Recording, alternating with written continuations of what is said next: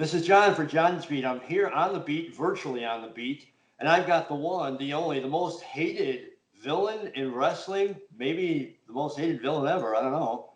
Joey Roth. How are you, sir? I am good, Johngy. How you doing? It's great to be on the beats. It's great to have you on the beat. Well, you've been on the beat already. You've done 6 interviews, I believe, at C2E2. I was a special guest host, but now, of course, sitting on the other side is much better for you because you get to actually talk to me, and for everybody else gets to see me too. So, but anytime I do anything for you, it's great because they get to hear my voice and they get to see me and all that good stuff, and they get to see this. Well, speaking of that, the day we're recording this, Yes. 399 days you've been champ. 399 days. 1 day away from 400.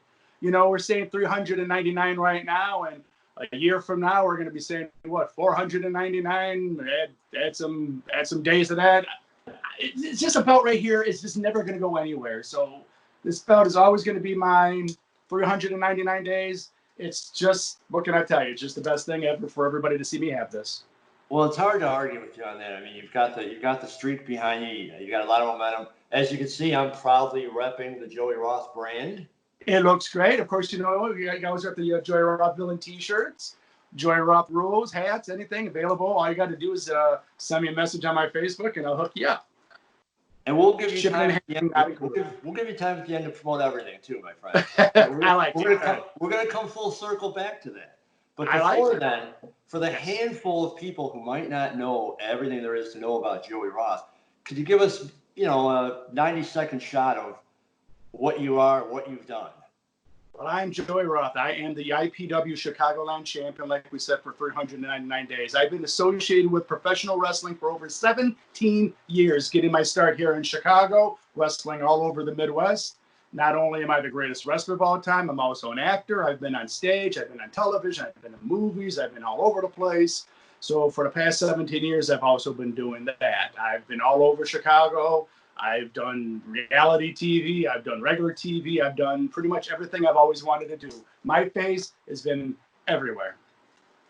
Is there any one of those, when you started out doing each one, is there anyone that presented the biggest or which one presented the biggest challenge to you? Well, I think the wrestling definitely has presented the biggest challenge for me because, come on. Like I said, I started 17 years ago, and once you start doing this, you don't know everything as soon as you start wrestling. And 17 years later, everybody else besides me, they don't know anything. Okay, I know everything and anything that I'm doing. But I think wrestling is definitely the biggest challenge because not only are you worried about the person you're fighting against in the ring, you always got to be worried about the people that are around you too. With theater and acting, you have a camera. And if you're doing television or movies, but if you do live theater, you have an audience who are basically just in front of you. Okay, but in wrestling, you have people surrounding you all over the place. So you got to make sure you play to every single angle in the whole entire wrestling. Acting's easy because you're really you're not breaking the fourth wall with them. You're not, doing Shakespeare and then you're looking at somebody and telling them off. But when you're doing wrestling, you have to make sure you engage everybody around you. And that's difficult for some people to do. A lot of people can't handle that. They're usually just laser focused on wrestling and they forget about the people, which is definitely a lost art when you look at some of the people that are wrestling today. So that is a big challenge. But, with me, it was a challenge I was easily able to overcome right away. Yeah, you certainly, you're not shy with things. I'm not going to sit there in a corner, go pick my nose and go, hey, everybody, how you doing? I'm going to yell at the person who's picking their nose and stuff. I think I know the answer to this next question, but I'm going to ask it for the fans. Who is your wrestling role model? Who is your wrestling idol? Oh, my wrestling role model, my wrestling idol. I guess I could just reach right over here and go, this guy right here. That guy right here. Roddy Piper is definitely my wrestling idol because I remember back in 1984, I'm going to show my age here. When I was a little kid, all I wanted to do during Saturdays, I would never watch cartoons or stuff like that. I'd always be, I'd always be running outside. So there was this one Saturday morning where it was raining. It was really thunderstorming outside, so can't go outside. So I turn on the TV. What do I see? I see a guy in a dress beating up some guy with a coconut and a banana. I'm like instantly hooked. So then as the weeks go by, you don't know who these things are, who these people are. Then we got cable. And then the whole entire rock and wrestling thing exploded on MTV. You know, being a little kid watching that, it was just the greatest thing that you've ever seen because you see people beating each other up and the guy's wearing a dress and you're like, wow, okay, this guy is pretty damn cool. Years go by and you find out more and more. But so yeah, Piper is the reason I am doing this today, along with Andy Kaufman. Andy Kaufman, I used to be a big Taxi fan. I used to actually believe he spoke like that, like Latka. But then you see some of the magazines, and even back then, magazines were everywhere. You didn't have the internet, so then you see that you're like, okay, so he really doesn't talk like that. And you read some of these like underground magazines, and you hear from people it's like he's a comedian. And then I was visiting a friend of mine, my cousin, I should say, my cousin in the Memphis area, just right outside of Memphis, and Memphis TV was on. And they were showing it wasn't at the same time. They were showing old Andy Kaufman bits, and I had never knew he did the wrestling thing because I wasn't really into the wrestling magazines so much at that point. But then after you see that, I just discovered everything. So Piper and Andy Kaufman are the two reasons why I'm doing this right now. Have you ever met either one of them? I met Piper a few times. I met Piper 4 times. They say never meet your heroes, but I am so glad I did. I first met Piper when he was shilling at XWF. I don't know if you remember that from the Florida base. The Florida base, and he was at Tower Records in Bloomingdale, and I was working at the time, and I was listening to actually Mancow, and he's like, "Well, Piper's going to be there from like 1 to 4," and I just left work. I'm like, I'm sorry, this is the person that I've been watching for a very long time, and so I have to get there to meet him. So I was the next person in line to meet Roddy, but he got a phone call on his cell phone. And he went and took the phone call. Then it was my turn to meet him. And he looked at me and he said, I just found out I'm a grandpa. Wow. I guess his older daughter obviously had a baby. And I was the first person he told about it. Wow. It's kind of cool when you think about it. I mean, he did tell the people, his handlers who were around him and all that. He had the biggest smile on his face. And, and then he took my face in his hands like that, and he told me how much he loved me, So, but it was just kind of for something like that, and just to be the first person to find out he was a grandfather. I mean, that's just kind of cool. That's a cool hook you got with him. Absolutely. Yeah, you're meeting somebody that you've always wanted to meet since 1984. I forgot what it was. Excuse me, I think it was like 99 or something like that. And all this time, you watch his movies, you follow the wrestling career. And they have the kind of a personal thing right off the bat. And it was just the best. Then I've met him a few times after that. I helped him out on his website for a few things, just nothing major. And I met him at a bookstore after his book came out, and his team and him kind of remember that. They're all shaking my head, like, well, just to be that kind of intertwined and close to that. Sure. It was just damn cool. But no, I never met Andy Kaufman. He died at what, 1984, I think it was? 84, 85? Yeah. I'm off my time.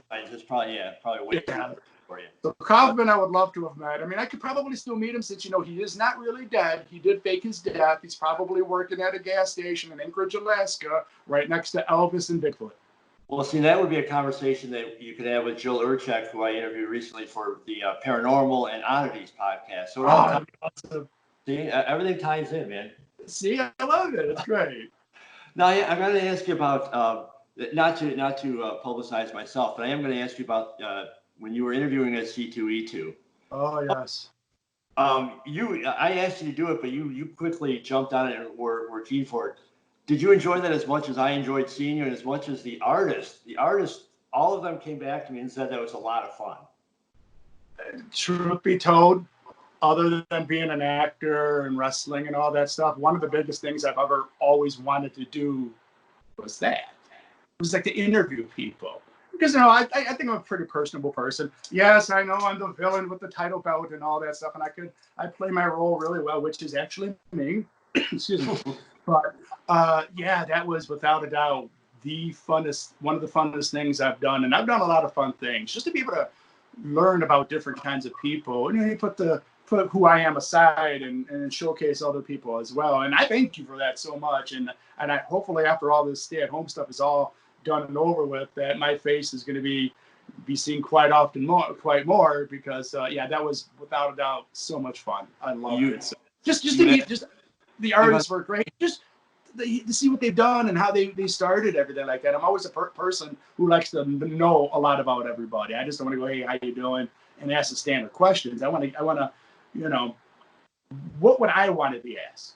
Okay, what was your inspiration? You want to get something different than that. You want to delve further into what they like and something like that. And that was awesome.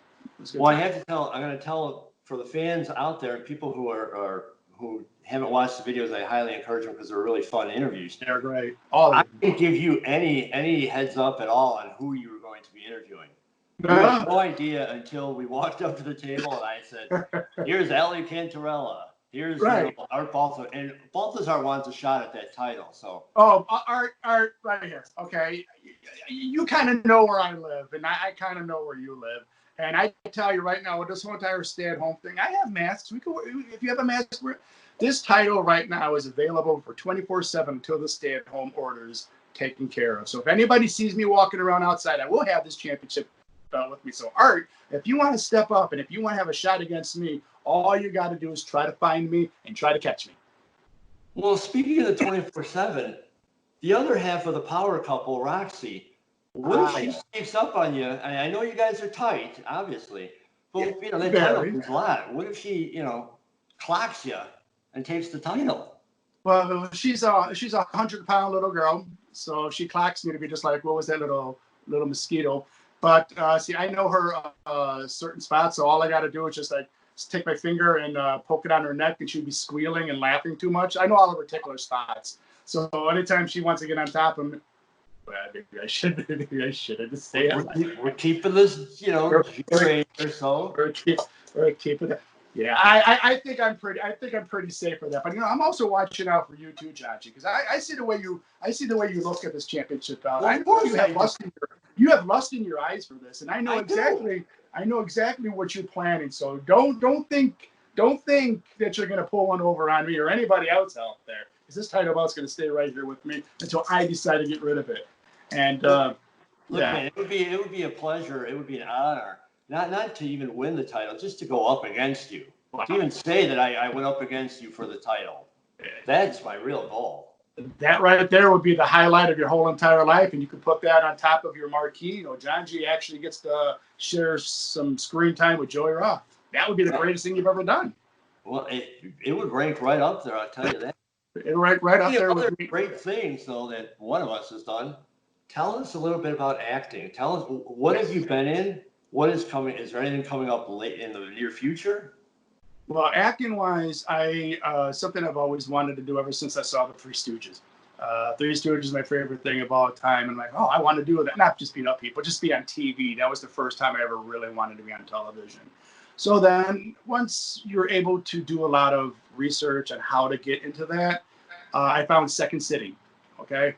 Second City Improv, which used to be a great company to go work for back in the 70s and whatnot, because you had Steve Carell went there, Bill Murray went there, John Belushi went, so many different people went through Second City. So that's what I wanted to do. I like being on stage. I like improv. I like being scripted is fine, but I also just like using my mind, because everything I say, I don't think about what I say. It just comes right out. So that's what I always wanted to do. So I did a year and a half. I did the whole entire training, the introduction to improv, which was a year and a half. But then I really, once you go through that and you get to perform on the main stage, you could do more classes. But the thing is, you got to pay to play. So I could be doing Second City right now, or any of these other theaters. I don't want, name drop, but I could do any of these other theaters just as long as my check clears. All right. There's other people out there who say, oh, I'm acting. Yeah, but if you didn't have your check that cleared, you're not going to be acting. And I don't need to wear a stupid wig when I do it. But so what I did is, after I went through Second City, I did it more for networking. So after Second City, I started my own improv group, which I found a bunch of actors. I put it, I did improv with the actors that were in my class, and then you meet people that they know, and so forth and so forth and so on. Then I met a girl who I dated for a while, who knew a theater in Elmhurst called Green Man Theater, which I really started my stage career. So Green Man Theater is a wonderful theater. I started with them with a murder mystery. Then I went on to Pride and Prejudice, where I played Mr. Darcy. So I get to play the lead role in one of the biggest plays of all time. Wow. So then you meet a lot of directors, you meet a lot of other actors, and so more and more of these people, you're networking. So it comes to the point where I met this wonderful, wonderful man named Eric Peter Schwartz. By the way, he's a singer. You need to have this guy on your show. He is, without a doubt, he plays like folk songs. It's him on a guitar, and he does such wonderful, wonderful things. I'm gonna hook you up with him. Then he put me, excuse me. He put me in a. He saw me in a play. Then he put me in a play called K-Pax. I don't know if you ever saw the Kevin Spacey movie. Yes. So that originally started as a play, and we were the first company in Geneva Underground Theater to put that on in all of America. Gene Brewer, who was the author of the play, actually flew. He came down from Indianapolis, I believe it was, and saw the play and told me I was better than Kevin Spacey, which of course who wouldn't be. But so maybe I'm rambling, but that's how the acting thing. Then you just meet more and more people, like how wrestling brought me to you. Wrestling brought me to P.L. Myers, which is the epitome of Chicagoland wrestling. The shot to the top. The shot to the top, which is a wonderful guy, and it's all about networking. Just branched out. I did Trading Spaces. I don't know if you remember that TV show. I did that. Absolutely. I did a lot of underground movies and commercials. I did a commercial for DeVry Institute of Technology. I did a commercial for Allstate Insurance, and it's to the point where I have directors emailing me and calling me, offering me stuff, which is great. So you don't have to go through the audition process, but I feel bad that sometimes I have to turn them down because I'm doing so many other things. It sounds like I'm bragging, and I don't want people, oh, I got so much stuff to do. I got to turn people down. That's, but that's the truth. But as we're coming up, but you know how acting is now with all this stay-at-home stuff. Nothing's going. Right. So that's why I'm waiting for wrestling to come back so I can go ahead, defend this championship belt, and just prove to everybody how groovy I am. Well, you're proving it now. You've proven it for the last 17 years in wrestling and 17. However many years you've been alive. 17. Where can people find out all the information about Joey Roth? Well, they could go to my Facebook page, Joey Roth. It's Facebook.com/The Main Event Villain. Yes, I am the main event and I am the villain. And I know there's another guy out there running around using that name, but I have permission from the Ultimate Villains family to use the name. So I am the one who lays stake and claim to that. So, but if you want to go to the Main Event Villain on Facebook, you can find out everything that I'm doing. I might upset you with some of the things I say, but just remember, it's this face saying it. So when I'm this cute, I really couldn't be upsetting you that much. But you can find everything I do. You can find everything I do. Or if you want to email me, it's joeyroth630@hotmail.com. Send me fan requests. If you want me to do anything for you guys, I would definitely have my team look at what is being submitted, and you can get a hold of me there too. And they can buy all your merch there. Like this cool You can buy all my merchandise there too. The Joey Roth t-shirt, the hat, the Joey Roth villain shirt. I have pictures. I have megaphones. I have replica title belts. I have everything you could possibly want. Joey Roth has the best gimmicks in independent wrestling today. Something that a lot of these guys out there don't do. Okay, same thing with this phone I'm talking to right now. They don't cut their own promos. They don't sell themselves. I mean, look what you do with your t-shirts and your show and everything like that. You put yourself out there. I put myself out there. If anybody, it's easy to do. People should follow our lead. I agree completely. And I'm going to take it a step beyond wrestling. You've got the best merch, gimmick, whatever you want to call it, selection, among the best in all of entertainment. I've been to hundreds of conventions. I've been to Comic-Cons. Oh my God, yes. Yeah, and your assortment is right there, my friend. I learned something from, I want to name drop. Jimmy Hart, the Mouth of the South? Oh, of course, yes. Of course, who doesn't know Jimmy Hart? I met Jimmy a couple years before I got into wrestling, and I'm like, how do you make it in wrestling? And it was just a simple question, And he looked at me. He actually took his sunglasses off, because you know how he never takes off the sunglasses. He looked me dead in the eye and says, if you invest in your gimmick will invest in you. That's all he said. You know, and again, okay, character and all that stuff. It's like, you need to invest the time, money, and energy into yourself. And if you put all that out there, it's going to pay you back. So I can give any advice to anybody out there: invest in your gimmick, and your gimmick will invest in you. Well, Joey Roth, villain, wrestler, wrestling manager, actor, everything else, entertainer extraordinaire. I appreciate your time. It's tiring. Yes. I appreciate your time. I'm certainly going to come back to you for future update interviews. And when we get this thing rolling, when we're all out of our homes, you're certainly going to be back on the beat doing the interviews. I can't wait, my friend. I cannot wait. I appreciate it so much. And Roxy Hart, she's not here right now. She's doing, you know, she's done some important phone calls for her future, but she definitely wants to be on your show too. So I told her, we'll see. Me first. Well, see, with no disrespect to Roxy, that's how I wanted to start. I want to start with you, and then we progress to both of you, or Roxy solo, or she knows. She's plenty of time, and we're definitely not done with the whole Roth empire. Oh yeah, just thinking. Once I get on the beat, everybody's gonna want to be right there with us. Man, can you imagine that? The most hated villain and the beat combined. This is just ridiculous. I can't wait for the T-shirts. I can't wait for the action figures. I can't wait for all of that, because it's definitely going to be a fun time. And we invite everybody to come along for the ride. And just remember, have fun in these trying times. Yeah, these times suck, but you know what? It's going to be over soon. We'll be back and happy before anybody else knows it. Until then, Joey, man, thank you very much for your time. I really appreciate it. I had a lot of fun. And we're going to have a lot more fun. And good luck with that, man. Keep that going and keep it warm, because I might be coming for you. Right here for you. Anytime you want a shot, Johngy. Someday, my friend. Thanks, Joey.